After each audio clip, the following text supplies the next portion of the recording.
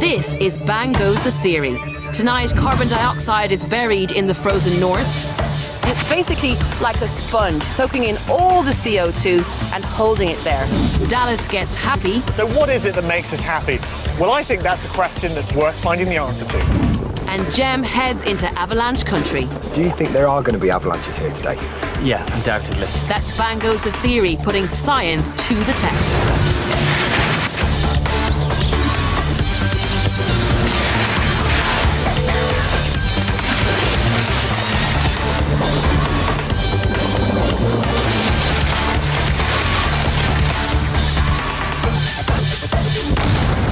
Hello and welcome to Bang Goes the Theory. First up tonight, one of the most important and contentious subjects in science today, global warming. Now, when world leaders met in Copenhagen last year to set real targets for climate change mitigation, one of the key issues was how to reduce the amount of carbon dioxide released into the atmosphere from fossil fuel industries.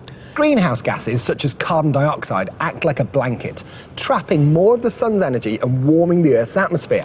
Now, one of the plans to come out of Copenhagen was to trial new carbon capture and storage schemes. That is, to capture the carbon dioxide emissions from power stations and store them, as opposed to just letting them spill out into the atmosphere. Natural gas is often seen as one of our greener fossil fuels, but some estimates say that it accounts for about half as much CO2 emissions as coal or oil. And a lot of that CO2 is released when it's processed.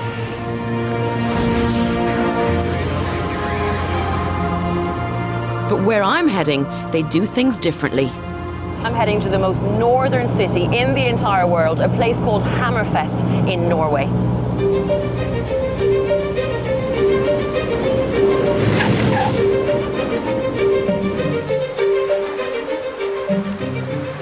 But I'm not here to hang around the town. I've come to check that place out. It's the Statoil liquefied natural gas plant, where an incredible engineering project is taking place. This is the Snøhvit or Snow White terminal, and many environmentalists think it should never have been built, fearing it may damage the delicate ecosystem of the Barents Sea. But engineers here believe the plant will demonstrate that it's possible not just to capture, but to store CO2 safely on a massive scale. Layer number 24. In all liquefied gas plants, carbon dioxide is removed from the natural gas before it can be processed. Normally, this CO2 is simply released into the atmosphere, but here it's treated very differently. At this particular plant, we have decided to re-inject the CO2 underground for environmental reasons. To understand how they do this, we need to start at the beginning, with the gas itself. Over 100 kilometers offshore in the middle of the Barents Sea is a huge underground reservoir of natural gas. From an installation 340 meters beneath the surface, Statoil drilled wells through the rock to extract the gas. And then built an enormous pipeline to bring it all back to shore. And this is where the raw natural gas first emerges onto land. It's been travelling 143 kilometres along the seabed and is now being rushed in this pipeline under huge pressure, ready to be processed inside the plant. And this is where it gets interesting. The natural gas that arrives here contains about 8% carbon dioxide. The next stage is to separate that off and isolate it.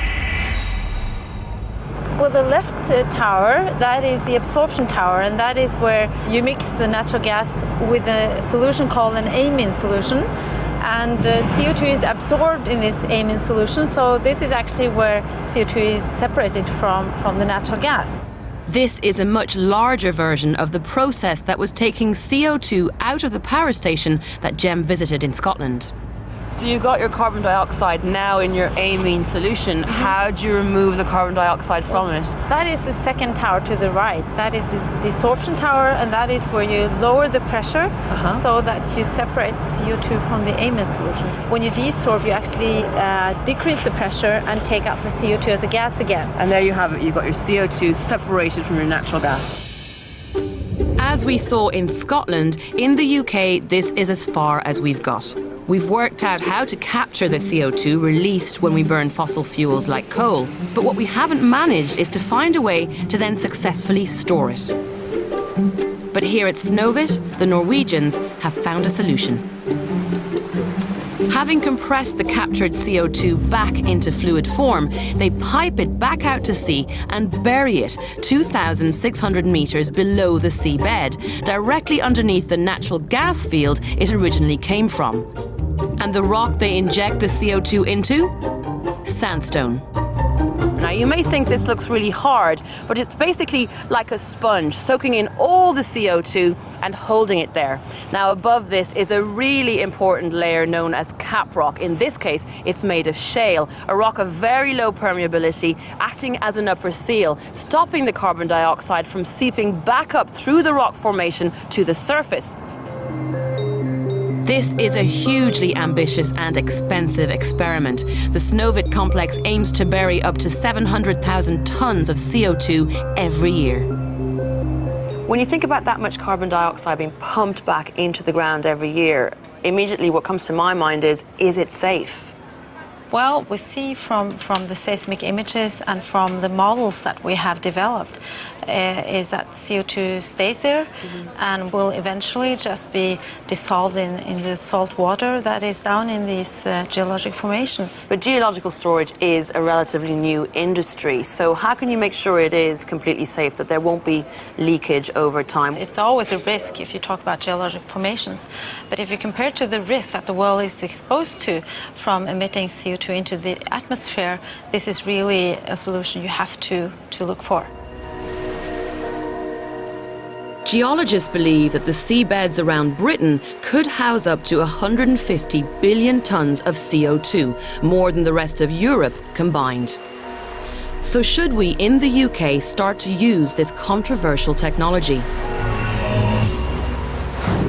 You know, Jem, this is still a very new and very controversial technology. Some reports are saying that CCS could help climate change mitigation by as much as 20%, but it's still really expensive, and any risk of CO2 leakage from the storage sites could negate the benefit of storing it in the first place. See, I think that's such a vital issue to have covered, because where we channel our resources for future power generation is still a massive question. Yeah, very good point.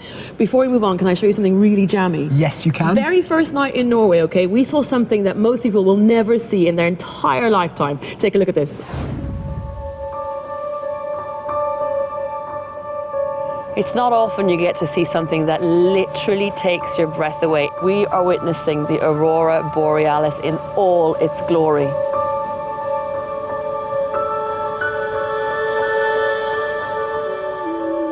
In this part of the world, the Aurora Borealis, or the Northern Lights, are most commonly seen from September to April. Wow, it's the most incredible thing I've ever seen. The aurora is evidence of the solar winds reacting with the Earth's atmosphere. Electrons and protons are fired out from the sun and travel through space for at least 40 hours before reaching the Earth. As they're caught by the Earth's magnetic field, they're diverted at great speeds towards the poles. This green curtain of light is created when those particles smash into oxygen molecules high in our upper atmosphere, changing the energy state of the electrons in the oxygen molecules, causing them to emit light. Now, the most common place to see the Aurora Borealis is in a ring about 2,500 kilometres from the North Pole. It has been known to be seen in Scotland, but that is really rare. This really is one of nature's greatest wonders. You just had a really, really nice time in Norway, haven't you? It wasn't bad, I have to say. I'm jealous. OK, moving swiftly on. I've been trying to answer a question to which there's as many answers, probably, as there are people on Earth. So what is it that makes us happy? Well, I think that's a question that's worth finding the answer to. Shoes make me happy. Look outside and it's a sunny day. I'm up for it. Success. Work, women. Feet. I love feet. Being relaxed, man. Not having to worry about things makes me happy. Being underwater. Family. Someone to love you and someone to love, I think. Shopping? Is it family show? Yeah. Okay. Can't say that. I can't. Not much there in the way of consistency. If you think about it, there's probably as many answers to that question as there are people to ask it to. But recent research has shown that there is one thing that's almost guaranteed to make you happy. It's doing good deeds for others. I'm going to see if I can replicate their findings. So what do you think would make somebody more happy? Being given 20 quid, spending the 20 quid, or giving the 20 quid to somebody else? Well, that's what I'm going to try and find out. So I gathered together a gang of volunteers. First, we find out their mood. OK, so here's the next bit. I've got 4 envelopes here, and inside the envelopes there is some money. There's 20 quid.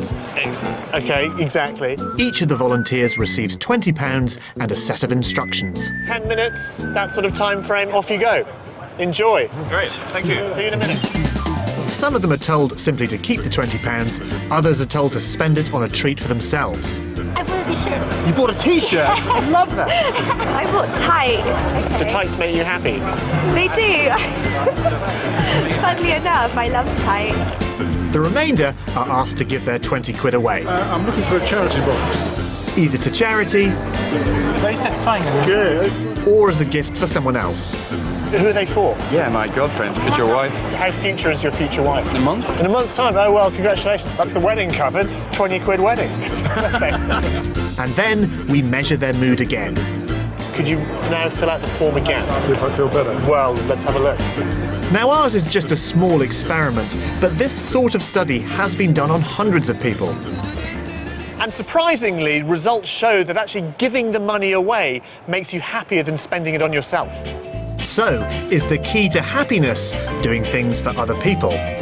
If we're talking about doing good deeds for other people, what could be more selfless than giving blood? Hi there. Hi. Can I give you some of my blood, please? Yes, you have donated before. No, I haven't. Now I'm hoping that this will make me feel happier. Candle. Yes. That's completely. The only problem is, I'm not crazy about needles. Slide your bottom down, put your head on the pillow, make yourself comfortable. But thankfully, my fears were unfounded.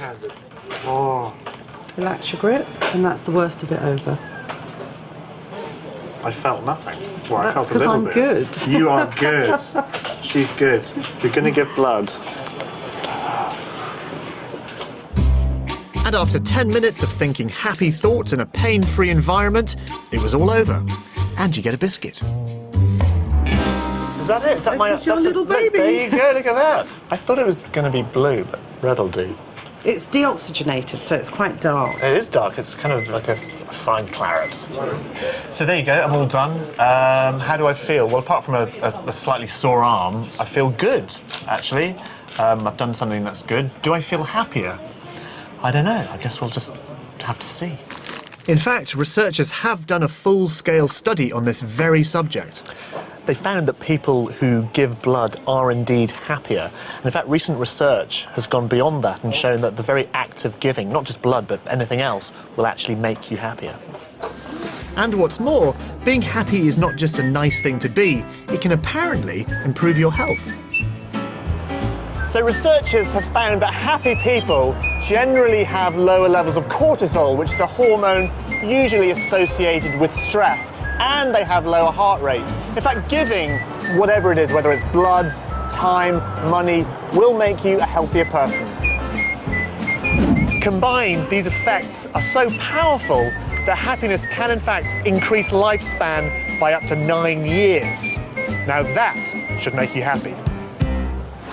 There you go, you see, you've got a scientific reason to be nice to each other. I'm totally impressed. Happiness reigns and all that. I agree. Actually, since I did that film, I've started giving blood as well, and I feel better for it. Yeah, it's good. OK, talking of good things, it's time to catch up with Dr. Yan. He's in the West Midlands attending a WI meeting.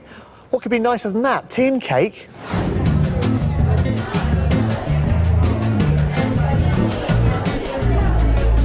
I've put some faces up here that you might recognise, and obviously I've turned them upside down, but can you still recognise who they are? Yeah, okay, and... Yeah, and... Yourself? Yeah, sorry about that.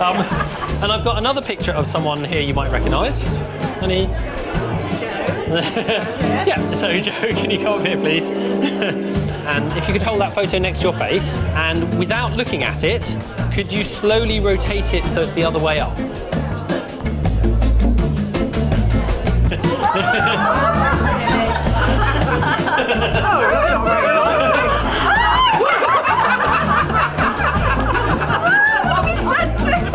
Sorry about that. Obviously, we've distorted it in some way, haven't we? But when you saw it upside down, it didn't look like it was doctored at all. Yeah. So now you know that. Have a look at these faces again. Do you think we've doctored those in any way? They look all right. You think? Yeah. You think Margaret's a bit? She's a bit funny. Okay. I think her mouth's the wrong way up. Yes. She looks a lot worse that way up. Hold her eyes. See, it's not just you. Any others? It's Prince William the other way around.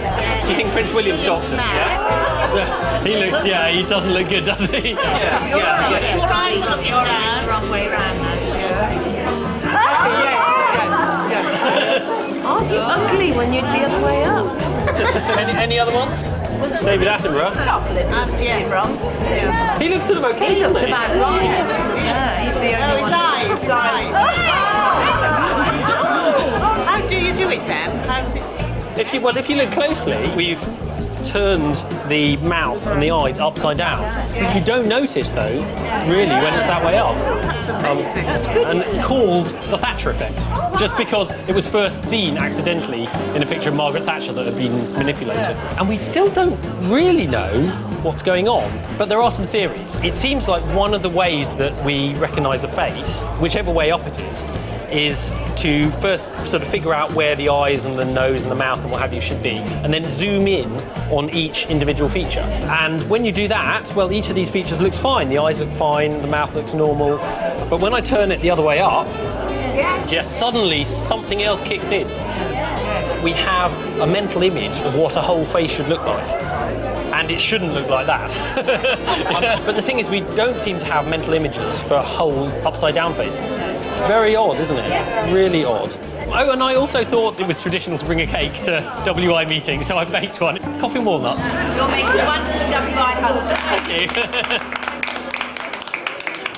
Loving how the brain works. Loving the brain. My brain's telling me I need cake. I've got Is cake it now? envy from Before young. you have cake, take a look at this, okay? This is you. You can tell it's you. I hate that. Don't be all vain. It's a lovely photo. But if I go like this, I actually think it's kind of better that way. I think you look seriously weird. But this has to be the humdinger of all humdingers, okay? This is my one. You can tell it's me, yeah? I can, but I have to say that way up, even that looks Yeah, a you bit can odd. tell it's a little bit odd. But then, if I go like this, Oh, that's bad. how wrong is that? We are That's so bad. burning this photograph after the show.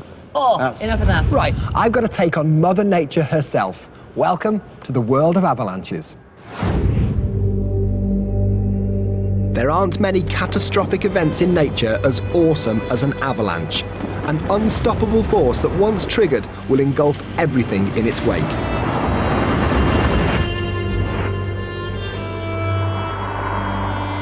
The mountains I'm heading for may look pretty, but the Scottish Highlands can be just as deadly as anything you'll find in the Alps. Now, I may not have done much climbing or seen many avalanches, but I have spent most of my life trying to figure stuff out, which is why rather than charge straight up that mountain, I thought I'd head for the pub. Now, to make an avalanche, I'm going to need a few basic ingredients. Hi there. Any chance of a pint of dried potato, pint of flour and a bag of crisps, please? Sure. Thank you, that's perfect, mate.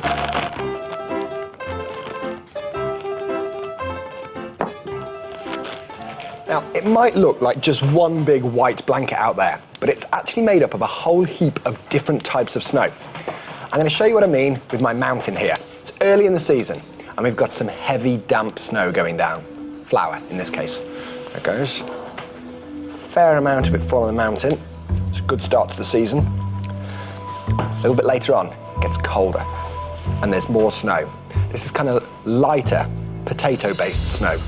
And it goes. Now, there's a decent layer of this that goes down. It's fairly heavy snow. And it's the layering that's important. So we've got a heavy layer of snow at the bottom with a lighter layer on top. Now, gets a little bit warmer and there's another heavy layer of damp snow that goes on top. This is where it gets dangerous, because we've now got 3 distinct layers of snow. It's a pretty heavy fall. There we go. Now you can see there's already cracks forming. Okay, this is avalanche country. The layers of snow are beginning to slide over each other. Now what an avalanche needs is a trigger. And here are some big, heavy footprints. Coming through, and it's gone. Now what you can see there is that the light, fluffy layer acted almost like a lubricant, and the heavy layer of snow started to slide over the top of it, and it all comes down the mountain. Now in the real world, this is thousands and thousands of tons of snow. Very, very dangerous. And they're not just things that happen in the Alps or Himalayas. So far this year, avalanches have killed or injured dozens in the Scottish mountains, which is where I'm heading now. This winter, Scotland has had one of its heaviest snowfalls for decades, making the slopes truly deadly. Luckily, the man I'm meeting knows a thing or two about avalanches. Mark Diggins works for the Scottish Avalanche Information Service, and his job is to head into the mountains and assess the avalanche risk on a daily basis.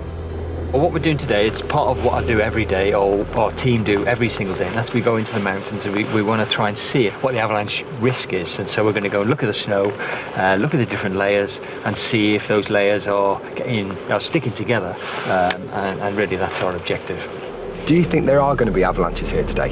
Yeah, undoubtedly. There's strong winds, there's a lot of snow. It's been snowing now for 24 hours non-stop, and that's perfect ingredients for the creation of an avalanche situation. We're heading onto the lower slopes of the notorious Cairngorm Mountains, where Mark's daily task is to dig snow pits to examine how the different layers of snow are binding together.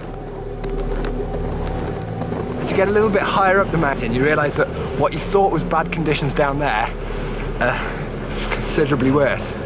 And the wind starts picking up, there's a lot of drifting snow, which then increases the size of the snowpack in some areas, which again increases the avalanche risk.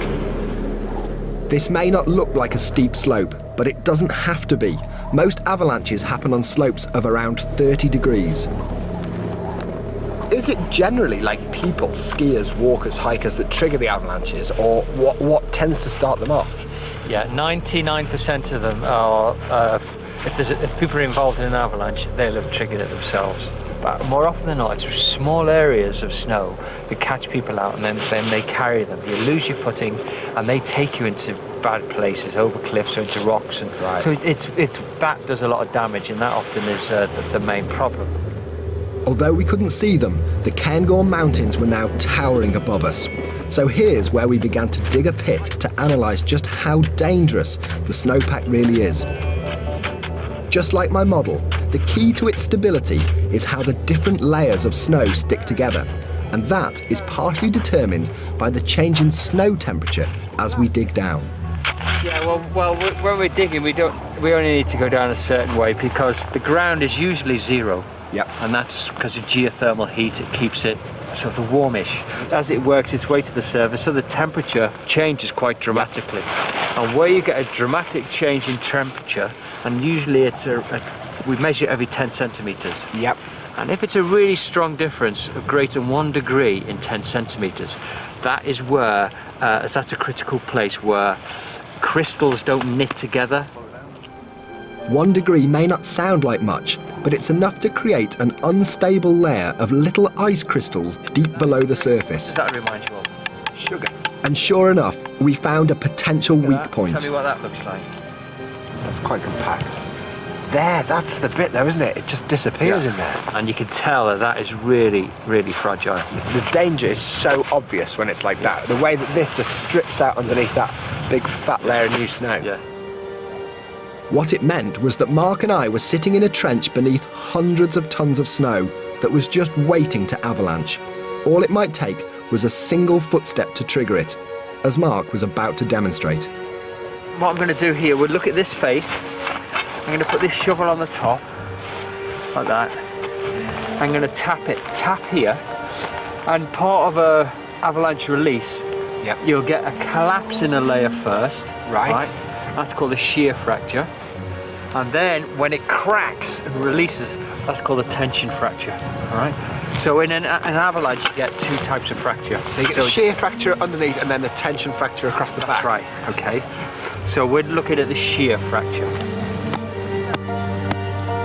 Yeah, it dropped, I don't know, a centimetre, half a centimetre. And that went with one tap. That is very weak. So this slides. And so what that is running on is this really loose sugar. See? That's complete. It doesn't clump at all. The stuff in there. Yeah. It does. It looks like sugar under a microscope. Yeah. In terms of actual human danger, how many people do get caught up in avalanches? In the 5 areas, we sort of made note of how many avalanches we saw, and it came to our attention that we had 112. 112 avalanches in this area? In the Highlands, we cover 5 areas. Of those 112 avalanches occurrences, there were 22 that involved people. That's a lot. Knowing that we were standing on hundreds of thousands of tons of unstable snow, we did the sensible thing, headed off the mountain. Good stuff there, Jem. We'll see you next week. Bye. Bye. How many was that?